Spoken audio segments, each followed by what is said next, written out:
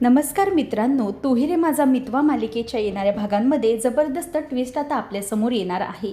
कारण की आता ईश्वरी आणि अर्णव हे पहिला राऊंड तर जिंकलेले आहेत, परंतु फूड फॅशनचा राऊंड जिंकल्यानंतर सेकंड राऊंड हा फॅशनचा असल्याने आता अर्णवला आईची शिलाई मशीन जी असते ती वापरावी लागणार असते आणि त्या शिलाई मशीनवर काम केल्यानंतर आपलं काम हे बेस्टच होणार याची त्याला खात्री असल्याने आता तो त्या मशीनवर काम करायला सुरुवात करणार आहे.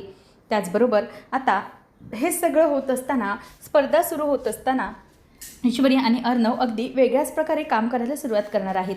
परंतु या सगळ्यामध्ये आता सौदामिनी आणि वल्लरी यांचं काहीही काम झालेलं नसल्याने स्वतः आता राकेश हा ईश्वरी आणि अर्णव यांना संपवण्यासाठी येणार आहे. कारण की आतापर्यंत ईश्वरी आणि अर्णव सगळ्या गोष्टी एकत्र असल्याने जिंकतात, पण जर आता राकेशला बाहेर काढलं तर नक्कीच तो त्यांचं काहीतरी करू शकेल. म्हणून आता राकेश बाहेर पडल्यानंतर नेमकं काय करणार आहे, कशाप्रकारे तो त्याच्याकडे जे काही स्पोर्ट्सचं सामान असल्यावर तो स्फोट घडवून आणणार आहे, सगळं आपल्याला या भागामध्ये पाहायला मिळणार आहे. तर आतापर्यंत आपण मालिकेमध्ये पाहिलं की ईश्वरी आणि अर्णव हे दोघंजणही आता पहिला राऊंड जिंकल्यामुळे खूप खुश असतात. त्याचप्रमाणे घरातही ईश्वरीचा खूप याचाच राग आता नम्रताला येत असतो. कारण की कितीही काही झालं, कितीही प्रयत्न करूनही नम्रताला काही जिंकता आलेलं नसतं. परंतु जेव्हा ईश्वरी आणि अर्णव यांना त्यांच्या त्या डोळ्याच्या प्रकरणामध्ये म्हणजेच ईश्वरीला त्रास होतो हे सगळं समजल्यानंतर अर्णवने शोध काढल्यानंतर त्याच्या लक्षात आलेलं असतं की हे सगळं जे काही घडलं आहे त्या सगळ्या गोष्टी या असतात त्या घडलेल्या त्या फॅनमुळे, म्हणजेच रेस्टरूममध्ये जो फॅन असतो त्याच्यामुळे ईश्वरीच्या डोळ्यांना इजा झाली होती. हे जेव्हा त्याच्या लक्षात येतं त्यावेळेला मात्र अर्णवला जरा डाऊट येतो की नेमकं त्याच वेळेला हे सगळं कसं काय घडू शकतं. म्हणूनच तो ईश्वरीला म्हणतो की नक्कीच नाही, यामध्ये काहीतरी गडबड असू शकते. परंतु ईश्वरी त्याला त्यावेळेला सांगते की मलाही काहीतरी असंच वाटतंय, हे सगळं केलं आहे ना ते मुद्दाम त्या सौदामिनी बाईमुळेच झालेलं आहे, तिच्यामुळेच हे सगळं घडलं असेल. तेव्हा मग आता ईश्वरी आणि अर्णव दोघंही ठरवतात की जाऊ दे, आता पहिल्या राऊंडमध्ये जे काही झालं ते झालं, परंतु दुसऱ्या राऊंडमध्ये आपण अजिबात अशी काहीही चूक होऊ द्यायची नाही जेणेकरून पुन्हा काही प्रॉब्लेम होऊ शकेल. अर्णव म्हणतो की हो, मला तर तेच वाटतंय, ही सौदामिनी काहीही करायला जाऊ शकते. आता मात्र आपल्याला व्यवस्थित लक्ष दिलं पाहिजे. तर इथे नुसती नम्रताची चिडचिड होत असते. नम्रता विचार करत असते की आता मी काय करू, सेकंड राऊंडमध्येही जर असंच झालं तर मला जिंकता येणार नाही. आता फॅशन राऊंडमध्ये काहीतरी असं करायला हवं जेणेकरून काहीतरी वेगळं असेल. मग आता फॅशन राऊंडमध्ये ती ठरवते की आकाशला आता व्यवस्थित ट्रेन केलं पाहिजे. म्हणजे आकाश जर व्यवस्थित काही प्रेझेंट करू शकेल तर आणि तरच काहीतरी होऊ शकतं, नाही तर काहीच होऊ शकत नाही. आणि म्हणूनच तिचं जेवण बनवताना तिच्या डोक्यात तेच विचार सुरू असतात की आकाशला आपण सगळं काही व्यवस्थित प्रेझेंट करायला सांगायचं. म्हणजे त्याच्या मनात जर असेल की अर्णव आपण कॉम्पिटिशनमध्ये असू, परंतु तरीही आता भावाच्या विरोधात उभं राहून हे सगळं करण्यासाठी नम्रता त्याला फोर्स करत असते. आणि हे सगळं घडत असताना आता या सगळ्या गोष्टीच होत असताना आकाश हा मात्र घरामध्ये सगळं आनंदाचं वातावरण क्रिएट करून असतो. अर्णवचं सगळे काही फॅशनच्या राऊंडची तयारी सुरू असते, परंतु आकाश मात्र असाच इकडे तिकडे फिरत असतो. तेव्हा नम्रताला त्याचा खूप राग येत असतो. नम्रता त्याला म्हणते की आकाश, हे सगळं तुम्ही जे काही करताय ते तुम्हाला योग्य वाटतंय का? म्हणजे तुम्ही आता या फॅशन राऊंडमध्ये काहीच प्रयत्न करत नाही आहात. तुम्हाला प्रत्येक वेळेला असंच वाटतंय का की ईश्वरी आणि अर्णव यांनी जिंकायचं, म्हणजे तुम्हाला जिंकावं असं कधी वाटतच नाही आहे का? तेव्हा मग तो म्हणतो की नाही नम्रता, असं काही नाही आहे, परंतु दादा जिंकला काय किंवा मी जिंकलो काय एकच गोष्ट आहे. परंतु तरीही नम्रता त्याचं ऐकत नाही. ती म्हणते की अजिबात नाही, तुम्हालाही आता त्याचे प्रयत्न करावे लागतील आणि जर तुम्ही ते प्रयत्न करत नसाल तर मलाच या सगळ्या गोष्टींमध्ये पुन्हा एकदा मलाच उभं राहावं लागेल. असं बोलल्यामुळे आता आकाश तिथेच गप्प बसतो आणि अर्णवपर्यंत जो पुढचा राऊंड असतो ती सगळी माहिती आलेली असते. आता पुढचा जो राऊंड असतो तो फॅशन राऊंड असतो आणि त्याचमध्ये अर्णवला बाजी मारायची असते. ईश्वरी त्याला पूर्ण सपोर्ट करून असते. तर हे सगळं होत असताना अर्णव हा घरात म्हणजेच मामाला आणि आकाशला वगैरे सांगतो की आपला सेकंड राऊंड हा असणार आहे, सेकंड राऊंड फॅशन राऊंड. त्यामुळे मला आईची जी मशीन आहे सात्विक फॅशनमधली ती मशीन वापरून पुढे जे काही काम करायचे ते मग आता आईची जी शिलाई मशीन आहे ती वापरायची असं अर्णवने सगळं काही ठरवलेलं असतं आणि तो त्यानुसारच काम करणार असतो. तर दुसरीकडे आता नम्रता ही जराशी नाराज अर्णवला दिसते. तेव्हा अर्णव तिच्यापर्यंत जातो आणि तिला विचारतो की मला जरा एक गोष्ट सांगशील का तू? म्हणजे मला असं दिसतंय की तुझ्या चेहऱ्यावरून तू काहीतरी वेगळाच विचार तुझ्या डोक्यामध्ये चालू आहे. काही प्रॉब्लेम चालू आहे का तुझ्या डोक्यात? तेव्हा आता नम्रता म्हणते की नाही जिजू, म्हणजे तुम्ही असं का बोलताय? तेव्हा मग तो म्हणतो की तुला त्या सौदामिनीने वगैरे काही बोलण्यासाठी बोलवलं होतं का? त्यावरती म्हणते की कशाबद्दल? मग अर्णव म्हणतो की अगं काल तू जी काही पंखा लावला होतास ना त्या ईश्वरीसमोर, त्यावेळेला ना तिच्या डोळ्यामध्ये काहीतरी केलं आणि त्याच्या डोळ्यामध्ये त्याच्यातच काहीतरी औषध होतं असं ईश्वरीला वाटतंय. त्यामुळे मग कदाचित हे सगळं घडलं असेल. तेव्हा आता नम्रताचा चेहरा पडतो आणि तिला घाबरायला होतं की सगळं काही अर्णव जिजूला समजलं की काय. तेव्हा मग ती म्हणायला लागते की म्हणजे तुम्ही, तेव्हा तो म्हणतो की डोंट वरी, अगं घाबरू नकोस, मला एवढंच म्हणायचं आहे की हे सगळं जे काही चाललं आहे ना हे सगळं ना ती सौदामिनीबाई मुद्दाम आपल्याला हरवायला बघती. त्यामुळे तू अलर्ट राहा. जर तुला ती काहीही बोलायला आली तर तिच्याकडे तू अजिबात लक्ष देऊ नकोस, असं आता तो तिला समजावून सांगतो. नम्रता म्हणते की हो जिजू, काळजी करू नका, तिने जरी काहीही केलं तरी आपण जिंकणारच आहोत, असं आता तो तिला समजावतो. त्यामुळे नम्रता वरवरचं तर बोलते, परंतु तिला अगदी खूप भीती वाटलेली असते. कारण की जर अर्णवला कळलं असतं की या सगळ्या गोष्टींच्या मागे नम्रताच आहे तर मात्र घरातून हाकलण्याची वेळ तिच्यावर आली असती. तर अर्णव घरात सगळ्यांना समजावतो, मामा, आकाश, सगळ्याजणांना, की सेकंड राऊंडमध्ये आता पार्टिसिपेशन आहे, त्यामुळे त्याची जबाबदारी आणि त्याचे जे काही गोष्टी आहेत त्या आणखी घाईघाईने केल्या पाहिजेत. कारण जर जिंकायचं असेल तर आपल्याला व्यवस्थित सगळं काही केलं पाहिजे, असं तिचं सगळं काही ठरलेलं असतं.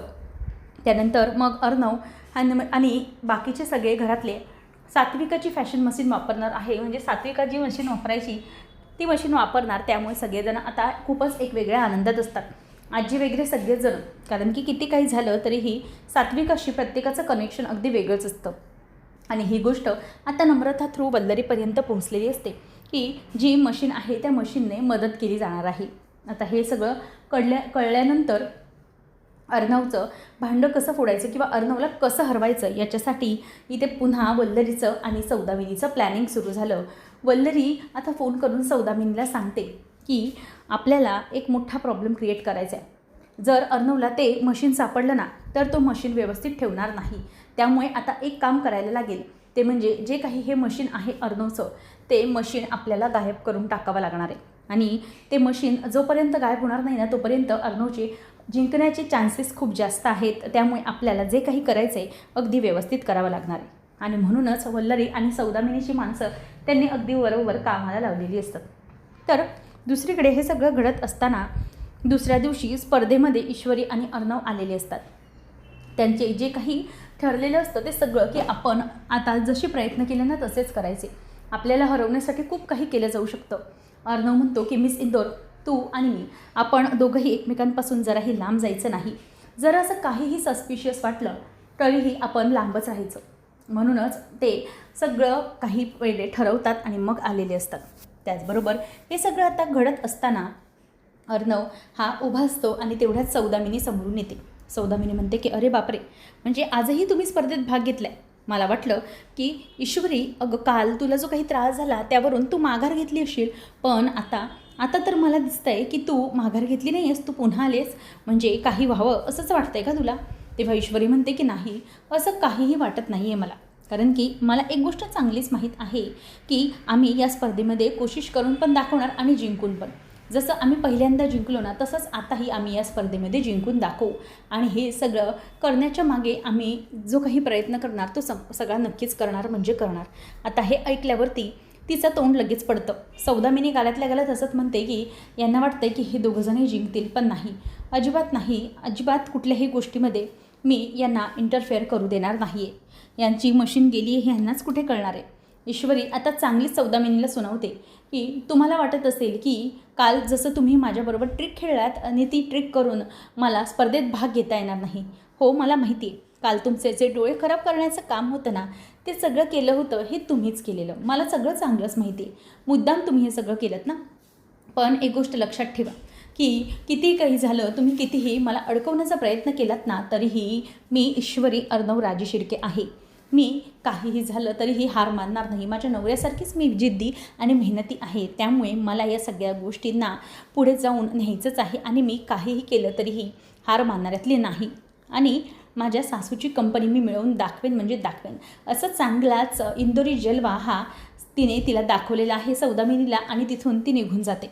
आणि त्याचबरोबर आता इथे दुसरी एंट्री होणार आहे ती म्हणजे राकेशची.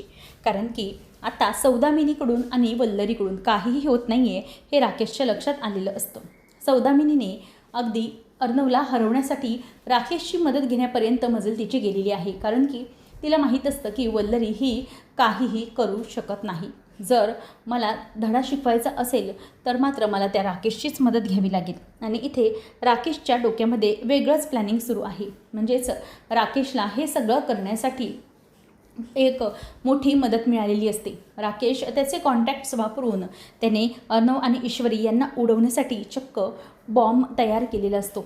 आणि तो बॉम्ब एकदा की अर्णव ईश्वरीच्या जवळ लावला आणि टायमर सेट केला की मात्र त्यांची वाट लागणार हे त्याला अगदी बरोबर माहीत असतं. आणि त्यामुळे इथे अर्णवचा म्हणजे अर्णवला कायमचं संपवण्यासाठी राकेशने हा सगळ्यात मोठा मास्टर प्लॅन आखलेला असतो.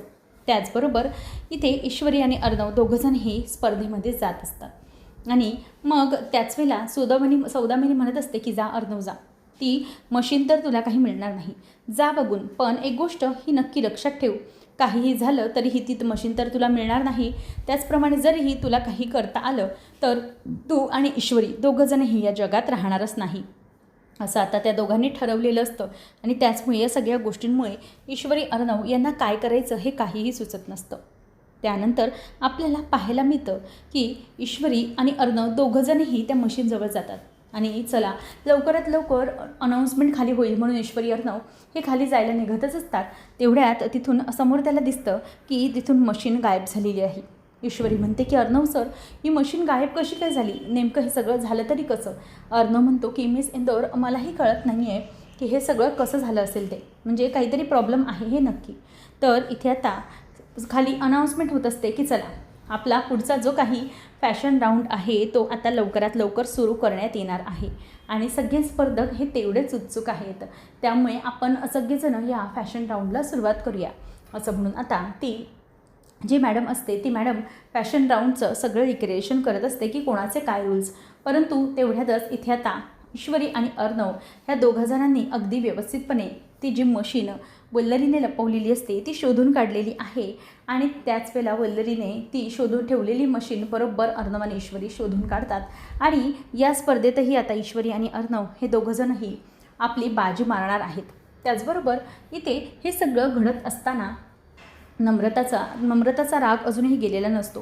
कारण की आकाश हा काही करून स्वतःचे प्रयत्न करतच नाही, तो फक्त अर्णवला जिंकवण्यासाठी एवढं सगळं करतोय हे तिच्या अगदी बरोबर लक्षात आलेलं असतं. त्यामुळे ती आकाशवर वारंवार चिडत असते. आकाशही तिला म्हणत असतो की हे बघ, काही झालं तरीही अर्णव आणि ईश्वरी जिंकणं हे आपल्यासाठी तितकंच गरजेचं असलं पाहिजे, म्हणून तू उगाचच काहीही बोलू नको, तू ईश्वरी आणि अर्णव यांना सपोर्ट कर. आता जेव्हा वल्लरीला आणि सौदामिनी या दोघांनाही समजतं की काही केलं तरी या राऊंडमध्ये ही ईश्वरी अर्णव बाजी मारणार, त्याच वेळेला इथे त्यांनी सौदामिनीने अगदी बरोबर बंदोबस्त करून राकेशला बाहेर काढलेलं असतं. आणि राकेशला बाहेर काढून आता ते मोठा एक प्रयत्न करणार असतात ईश्वरी अर्णवला कायमचं संपवण्यासाठी. कारण की एकदा की ईश्वरी अर्णव संपले तर सगळी काही प्रॉपर्टी आपली झाली असं वल्लरीला वाटत असतं. आणि त्याचप्रमाणे राकेशलाही सगळं काही हडपायचं असतं. सगळेजण त्याच प्रॉपर्टीच्या मागे आहेत.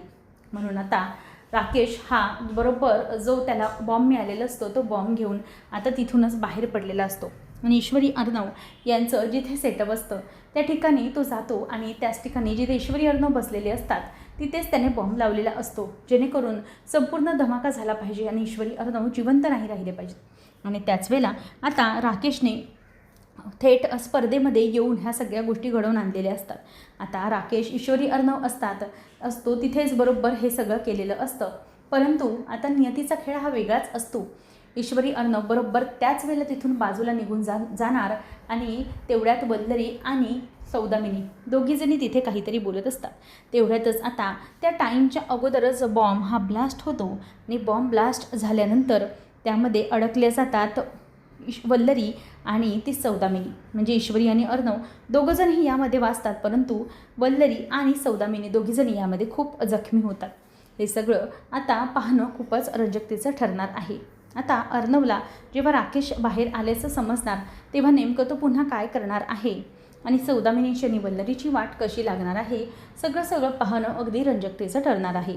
असेच अपडेट जाणून घेण्यासाठी चॅनलला नक्की सबस्क्राईब करा. धन्यवाद.